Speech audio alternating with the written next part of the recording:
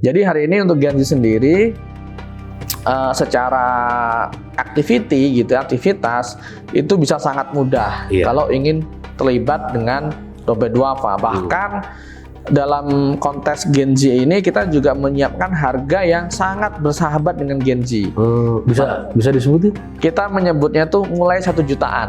Para Genji yang mau berkurban bisa cukup dengan menggunakan device yang dia punya. Makanya kita punya platform namanya digital.dompetduafa.org/kurban. Nah, jadi Genji jangan khawatir. Luar biasa. Harganya bersahabat, caranya mudah, transparan, bisa di-track, dan kalau mau visit juga boleh. Bisa ya.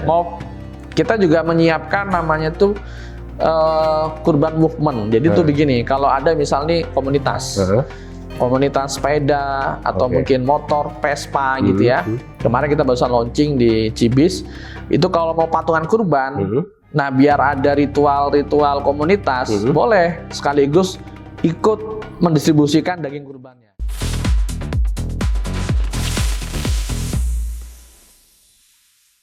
Bismillahirrahmanirrahim. Assalamualaikum warahmatullahi wabarakatuh. Sahabat halo, salam kenal. Saya Muhammad Yamin, host Halocast program broadcast Halo News. Pada kesempatan kali ini kita akan membahas seputar hewan kurban, ya, karena sebentar lagi kita akan memasuki Hari Raya Idul Adha. Kalau bicara hewan kurban pasti terkait dengan hewan yang akan dipotong, baik itu sapi ataupun kambing.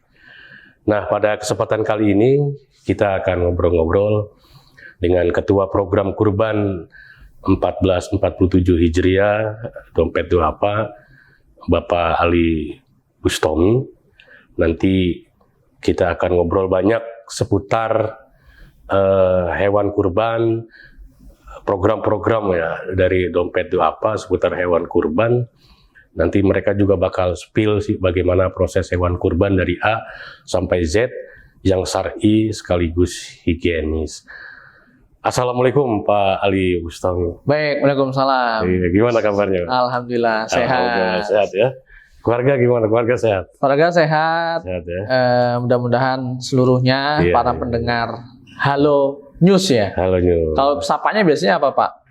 Halo News. Halo News. Ya, para pendengar Halo News mudah-mudahan juga senantiasa sehat dan juga senantiasa dalam keberkahan. Amin, amin, amin. Mas Ali, kita langsung aja ya kita ngobrol-ngobrol ini seputar hewan kurban. Nih kalau boleh berbagi nih, apa sih makna kurban bagi Dompet Duafa di tahun 2026 ini?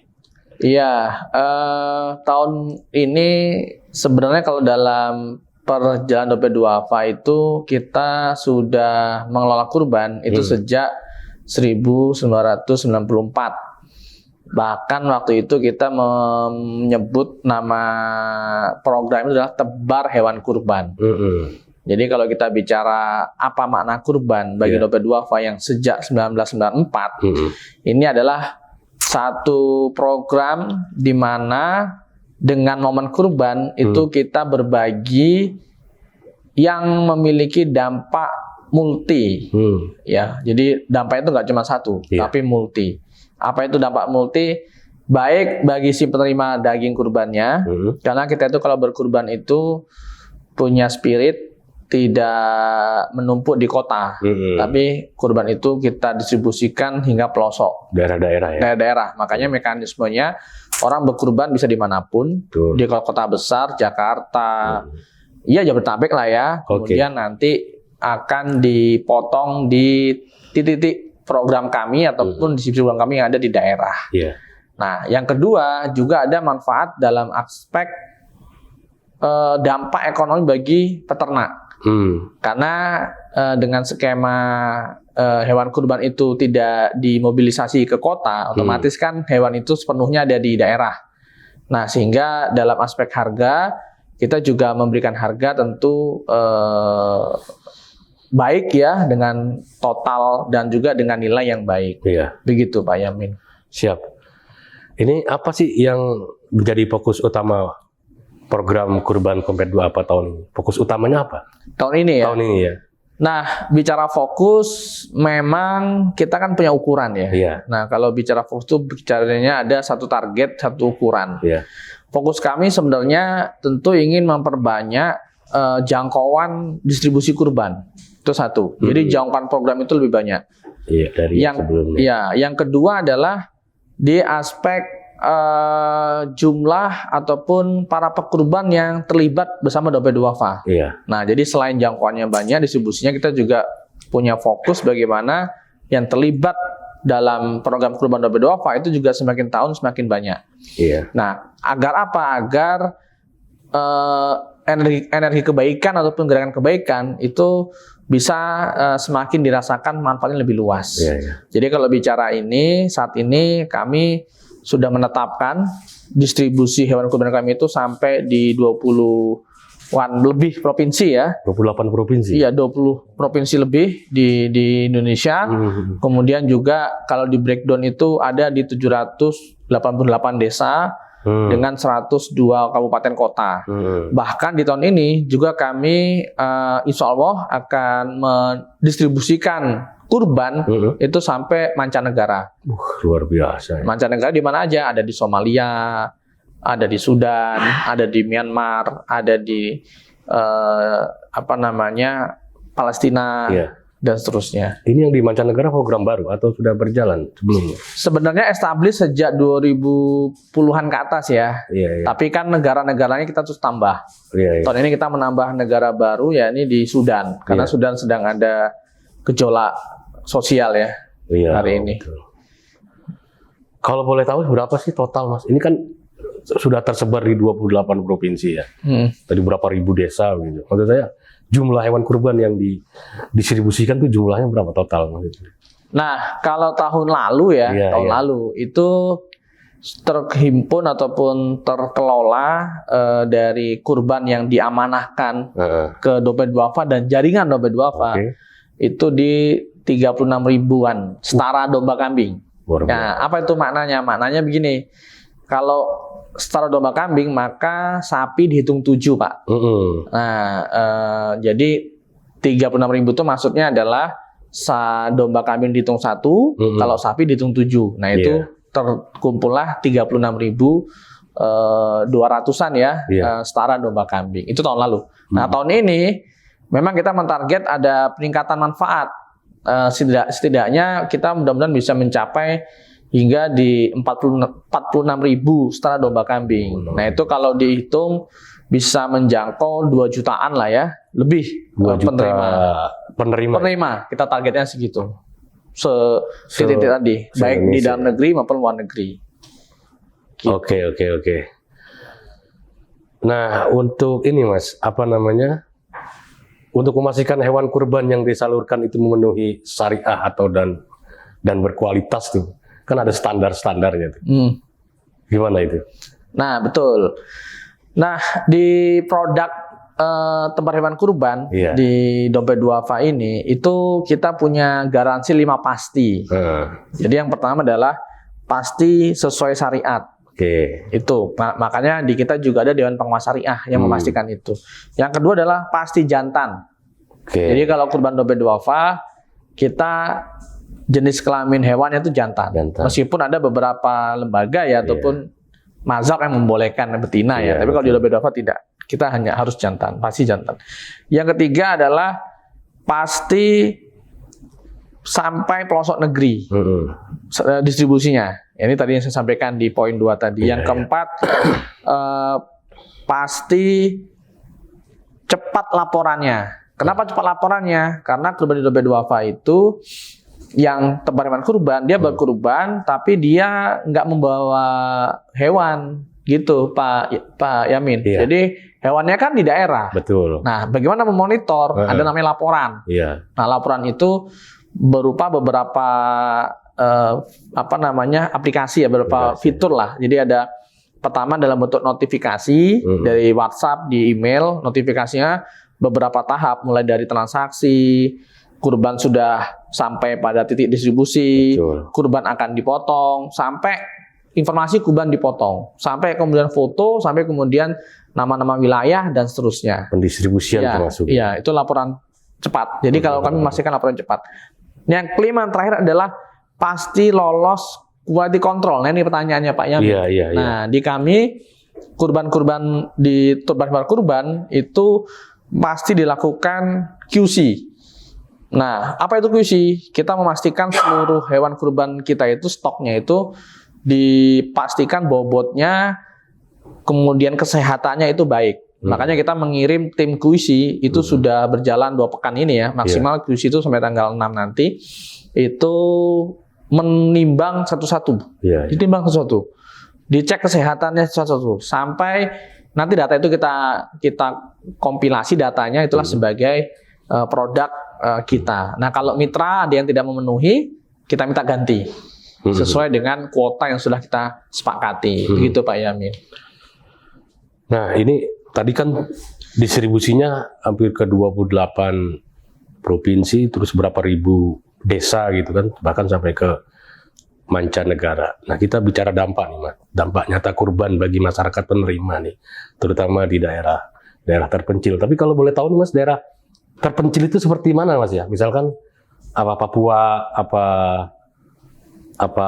kalau di timur itu misalkan NTT gitu misalkan. Apa? Ya, betul. Masuk ke sana juga nggak? Ya, betul. Jadi gini, sebenarnya kalau desanya tuh lebih kurang di 780 desaan. Memang kita mentarget 1000 ya. Cuman itu nanti kita lihat perkembangan dari wilayah yang kita akan distribusikan. Kalau bicara pelosok, ini beberapa kriteria. Ada yang pelosok itu masuk dalam lingkup 3T. Iya, betul. Terdalam, terluar, dan terdepan ya. Terdepan itu maksudnya itu yang wilayah perbatasan negara gitu. Kalau terdalam itu ya pedalaman. Kalau terpencil ya memang kampung yang sulit diakses itu. Nah, itu yang 3T.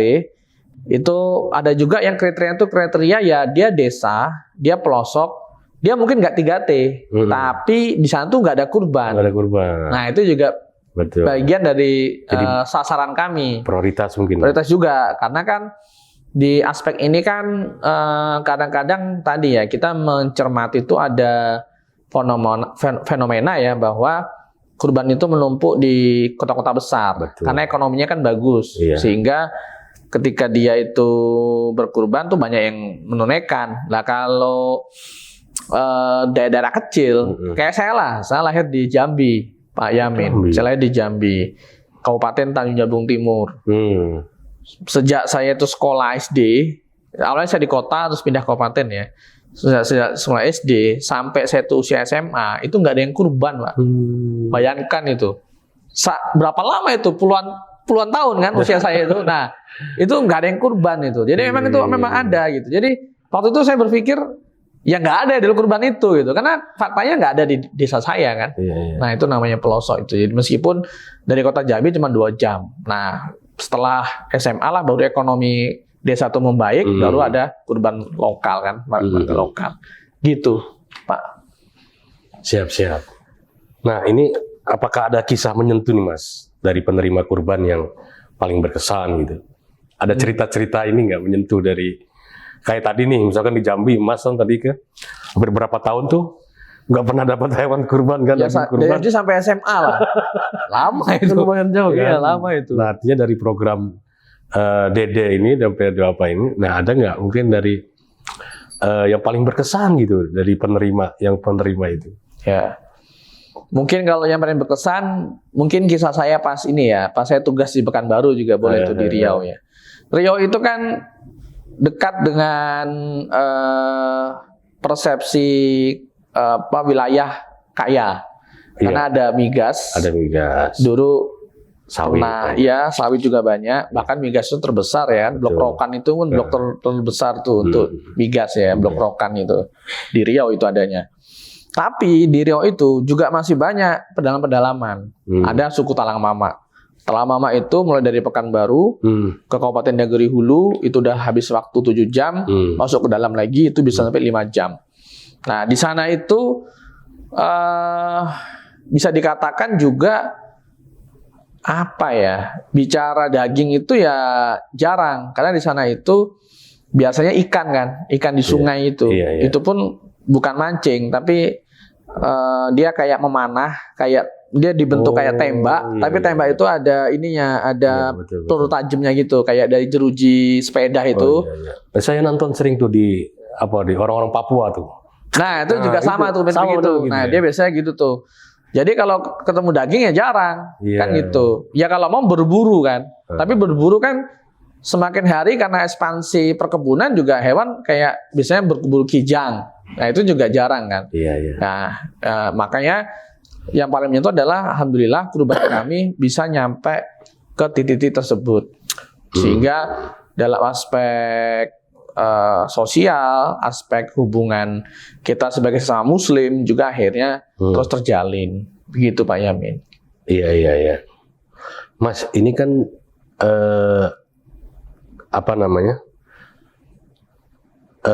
di era digital sekarang ini kan bagaimana Dompet 2 menjaga transparansi kepada para pekurbannya. Maksudnya bagaimana cara menjaga transparansi ya di era sekarang ini. Iya, betul. Kayak saya misalkan ini ngasih buat Dompet 2 untuk disalurkan ke. Nah, bagaimana untuk menjaga transparansi itu biar sampai betul hewan saya yang saya kurbankan sampai ke lokasi misalkan begitu. Ada nggak ada teknis ada semacam laporan atau apa begitu dari Dompet 2 ya?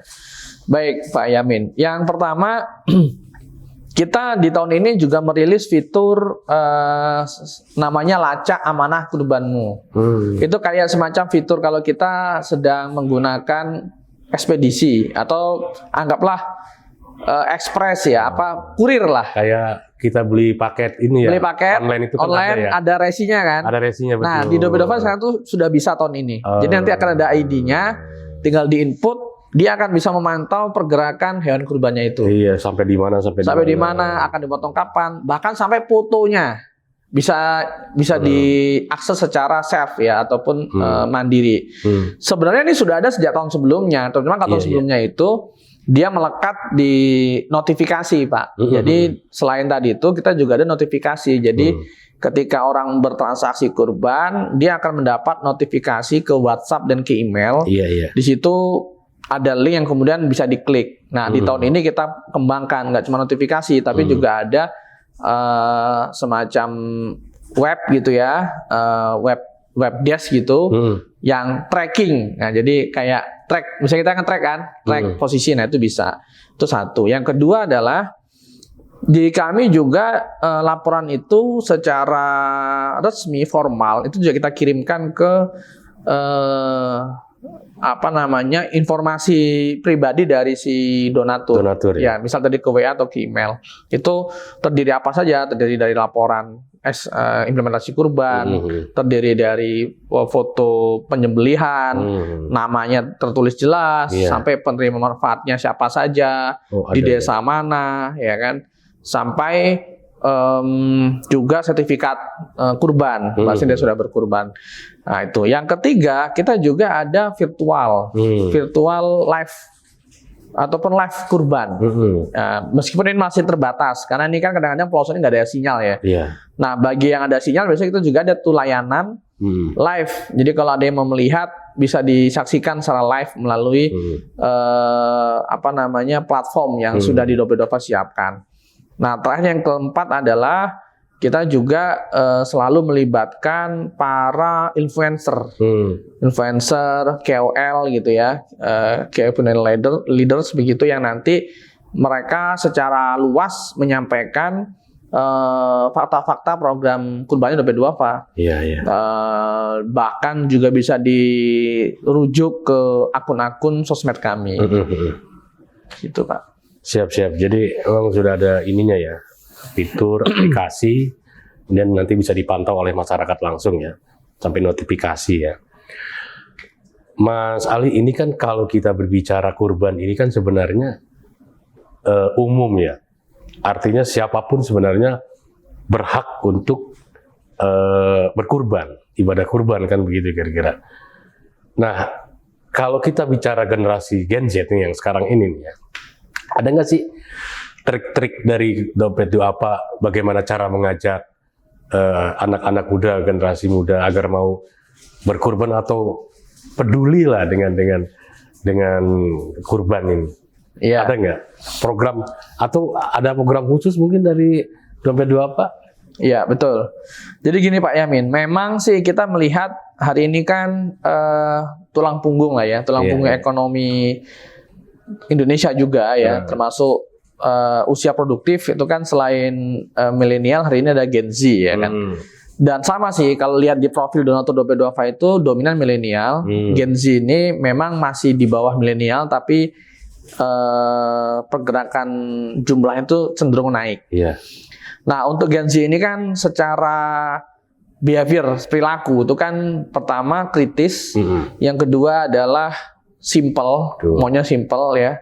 Yang ketiga tentu sangat common dengan informasi lah, terutama digital. Iya. Nah, kita menyiapkan kemudahan itu, Pak Yamin. Jadi apa itu kemudahannya? Jadi para Gen Z yang mau berkurban bisa cukup dengan menggunakan device yang dia punya. Makanya kita punya platform namanya digital.dompetduafa.org/kurban. Nah, itu orang bisa pilih, teman-teman Gen Z bisa pilih produknya dan bisa langsung cek, bisa langsung bayar. Atau juga bisa menggunakan platform e-commerce yang ada di Indonesia lah ya. Beberapa brand teman-teman orange, hijau, macam-macam lah. Itu juga bisa. Yang ketiga juga ada DD Apps. DD Apps itu adalah kalau di device bisa di-download di Play Store gitu ya. Kemudian nanti teman-teman di Gen Z bisa melakukan monitor project kurbannya dan itu juga bisa dilakukan. Nah, jadi hari ini untuk Gen Z sendiri secara activity gitu, aktivitas itu bisa sangat mudah kalau ingin terlibat dengan Dompet Duafa. Bahkan dalam konteks Gen Z ini kita juga menyiapkan harga yang sangat bersahabat dengan Gen Z. Bisa disebutin? Kita menyebutnya tuh mulai 1 jutaan. Jadi apalagi kalau kurbannya luar negeri lebih murah. Kurban luar negeri, Somalia, kambing ya, ataupun domba kambing dengan bobot standar 23 kilo itu di 1,5 jutaan. Untuk medium, premium maksimal 1,7 juta untuk yang premium. Jadi cukup 1 jutaan udah bisa. Itu untuk luar negeri. Tapi kalau mau kurban dipotong di dalam negeri harga murah juga ada. Namanya domba kambing standar atau domba standar. Nah, kalau ini mulai dari 1,799 1.799.000. Nah, itu bisa juga melalui apps. Tapi kalau promonya sudah selesai hilang, maka mulai dari 1,899. Begitu Pak Yamin. Jadi Gen Z jangan khawatir. Luar biasa. Harganya bersahabat, caranya mudah, transparan, bisa di-track dan kalau mau visit juga boleh. Bisa ya. Kita juga menyiapkan namanya tuh kurban movement. Jadi tuh begini, kalau ada misalnya komunitas sepeda atau mungkin motor, Vespa gitu ya. Kemarin kita barusan launching di Cibis. Itu kalau mau patungan kurban, nah biar ada ritual-ritual komunitas, boleh sekaligus ikut mendistribusikan daging kurbannya. Misalkan nih kalau Jogja ya ke Kulon Progo misalnya atau ke Gunung Kidul. Mereka bisa ikut langsung bisa. Ya. Jadi punya experience secara langsung. Betul. Jadi bisa menyaksikan langsung hewan kurban dibagiin ke masyarakat ya. Siap. Mas, ini kan kurban ini kan sebenarnya bukan sekedar ritual tahunan. Dia lebih kepada gerakan sosial kan, kira-kira begitu. Nah, menurut Dompet Duafa gimana? Ya, betul. Memang kita kan memaknai kurban itu secara fundamental dia adalah ibadah. Ya ada satu tuh, karena memang kurban ini kan ritual ibadah mengambil dari sunnahnya Nabi Ibrahim ya. Sejarah kan begitu kalau kata para kiai ya kan. Nah, cuma Dompet Duafa melihat kalau cuma sekedar ibadah itu sudah bagus, sudah baik.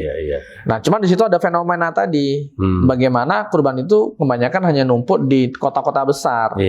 Nah, sehingga ada aspek yang perlu didorong juga selain ritual, yakni aspek gerakan sosial tadi gitu. Iya. Nah, di Dompet Duafa itu kan kita tadi ya, pertama hewan kurban. Orang berkurban, habis itu orang berkurban, hewannya di pelosok satu. Yang kedua, mitranya itu adalah mitra-mitra program-program pemberdayaan Dompet Duafa. Jadi dia itu punya ekosistem program yang sudah kami bangun. Dompet Duafa selain lembaga melayani kurban, kami juga melayani zakat, sedekah, wakaf kan. Nah, jadi para penerima program zakat itu kan banyak jenis programnya. Salah satunya adalah peternak. Nah, peternak-peternak ini yang ada di Indonesia, ada beberapa farm yang kita punya atau beberapa kelompok-kelompok ternak. Itu kan kita bantu, mulai dari nggak kita bantu, lebih tepatnya kami menyalurkan lah, menyalurkan dari titipan, kami bantu dalam bentuk macam-macam, dalam bentuk modal, bibit dalam bentuk kapasitas. Ini ya, kapasitas cara berternak, dalam bentuk teknologi pakan, sampai kepada menyiapkan pasarnya, jaringan pasarnya. Kan kadang-kadang nih kalau ini nggak lengkap, orang sudah melihara, nggak ada yang beli kan, juga nggak ada guna kan. Nah, makanya pasar juga. Nah, di sini para penerima program zakat itu supaya dia juga punya efek yang bagus, maka di kurban ini kita jadikan sebagai mitra. Setidaknya mereka jadi punya waktu ataupun punya momen lah ya, momen honeymoonnya gitu. Ya kan, momen dia jual hewan itu jumlahnya banyak, harganya bagus. Gitu Pak Yamin. Iya, ini mungkin terakhir kali ya. Terakhir ini Mas, apa sih harapan Dompet Duafa untuk semangat kurban masyarakat Indonesia tahun ini? Oke. Ini Iya. Harapan ya. Harapannya agar masyarakat Indonesia mau berkurban tahun ini. Iya, betul. Ini kan waktunya masih lumayan panjang nih, masih 21 hari lagi. 21 hari lagi kan, masih banyak kesempatan lah untuk membeli hewan kurban kan. Betul. Nah, memang ada dinamika juga indis ekonomi ya. Kalau kata orang Jaksel itu kan indis ekonomi. Indis ekonomi. Memang hari ini tuh pertama ada tantangan ekonomi ya. Sehingga memang kelas menengah lah ya, terutama kelas menengah itu mengalami sedikit guncangan lah. Guncangan itu maksudnya itu ekonominya tuh sedikit terjadi turbulensi atau mungkin ya namanya juga hari ini dolar sedang tinggi. Kemudian beberapa basis barang-barang juga ada efek kan. Tetapi namanya kurban, apalagi kurban di Dompet Duafa, itu kan kita sudah memberikan juga hal itu. Makanya kita di tahun ini tuh nggak ada perubahan harga, Pak Yamin. Dibandingin tahun lalu, harga kita sama. Karena kita juga melihat bagaimana keterjangkauan pekurban itu bisa mengakses kurban itu di ekonomi yang saat ini kita rasakan. Betul. Itu satu. Yang kedua adalah harapan kita juga adalah bicara soal distribusi hewan kurban yang Dompet Duafa lakukan itu kan juga belum banyak. Meskipun tadi sudah angkanya seolah-olah besar, tapi itu belum seberapa. Ada ribuan desa, puluhan ribu bahkan desa di Indonesia ini yang secara fakta juga sulit gitu kondisinya. Perlu kita dorong juga gitu. Ditambah juga dalam konteks peternakan ya sebagai salah satu sektor ekonomi itu juga belum banyak yang dijadikan sebagai salah satu bentuk usaha di desa-desa gitu kan. Nah, makanya kita melihat harapan ini sebagai entitas publik lah Dompet Duafa ini itu ingin mendorong perluasan distribusi. Yang kedua ingin mendorong juga pelibatan banyak peternak. Nah, peternak ini kan hari ini kami memang punya 48 peternak ya tahun ini. Itu meningkat. Mitra peternak hari ini. Ya, mitra peternak hari ini. Itu kan kurang juga masih, harusnya tambah lagi kan supaya banyak manfaat. Nah, ini harapan kita supaya bertambah lagi. Nah, selanjutnya adalah soal harapan kami juga dalam konteks kurban tahun ini tuh membuka produk baru namanya Kurban Express. Nah, Kurban Express ini adalah layanan atau fitur yang orang berkurban tapi dia ingin dipotongnya tuh di dekat rumahnya saja. Ya kita juga memberikan ruang lah ya kan. Nah kalau yang ini spiritnya apa? Kita juga ingin memberikan hewan-hewan yang dipotong itu berkualitas. Maka dalam konteks bobot, kesehatan, kemudian juga kemudahan, termasuk pilihan-pilihan fitur, itu tahun ini semakin hari semakin kita sempurnakan, kita tambah, sehingga pilihannya banyak. Nah, terakhir, siapapun pendengar, ya, Halo News ya, Halo News, jangan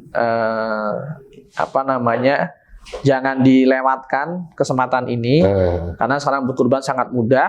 Betul. Nggak harus ke masjid, ya itu boleh juga, itu bagus. Tapi kalau misalkan teman-teman sibuk atau teman-teman ingin dapat experience yang berbeda, boleh hanya cukup menggunakan handphonenya saja. Nanti melalui platform digital.dompetduafa.org /kurban. Boleh melalui kris, boleh transfer, ataupun kalau mau datang ke counter-counter kami di mall-mall juga boleh. Ada juga ya? Ada. Kita punya counter-counter di mall-mall, pusat-pusat pembelanjaan. Kalau mau nanya-nanya produk lebih detail juga boleh. Yang jelas hewan kurban kami 5 pasti jantan, pasti sesuai syariah, pasti lolos quality control, pasti pelosok negeri, dan pasti jantan. Oke, luar biasa nih penjelasan Mas Ali ini. Terima kasih Mas Ali, kita sudah ngobrol-ngobrol panjang lebar nih soal hewan kurban yang jadi program khusus Dompet Duafa. Tadi kita sudah dengar panjang lebar penjelasannya seperti apa, tapi saya ucapkan terima kasih. Terima kasih Pak Yamin. Ya, mudah-mudahan bermanfaat bagi masyarakat. Sahabat Halo, demikian broadcast kita pada kesempatan kali ini. Pada prinsipnya bahwa hewan kurban itu bukan semata-mata ibadah ritual yang setiap tahun dijalankan atau dikerjakan, tapi sebenarnya ada yang lebih besar daripada itu, yaitu bagaimana kurban ini dijadikan sebuah program sosial yang memang dibutuhkan oleh masyarakat. Saya sedikit mengutip Nabi yang paling sering berdialog dengan Allah itu adalah Nabi Musa. Nabi Musa dengan Allah sering berdialog. Nah, salah satu dialog yang disampaikan Nabi Musa kepada Allah itu adalah, ya Allah, ibadah apa yang kau sukai daripadaku ini? Dia bilang, apakah sholatku? Apakah zakatku? Allah jawab tidak. Kalau sholat dan zakat itu untuk pribadiku, apalagi zakat. Kalau sholat itu kan untuk pribadi juga, untuk kepada Allah. Tapi ibadah yang paling disukai oleh Allah adalah bagaimana memasukkan kebahagiaan ke dalam hati orang lain. Nah, memasukkan kebahagiaan ke hati orang lain salah satunya adalah melalui berkurban, di mana daging-daging yang didistribusikan di daerah-daerah terpencil dan lain sebagainya ini kan betul-betul dirasakan oleh masyarakat. Jadi mereka sangat bahagia dan senang. Jadi disitulah inti daripada nilai kurban. Saya kira itu sekian dari saya. Bil taufiq wal hidayah. Assalamualaikum warahmatullahi wabarakatuh. Sampai jumpa di program Halo Case selanjutnya.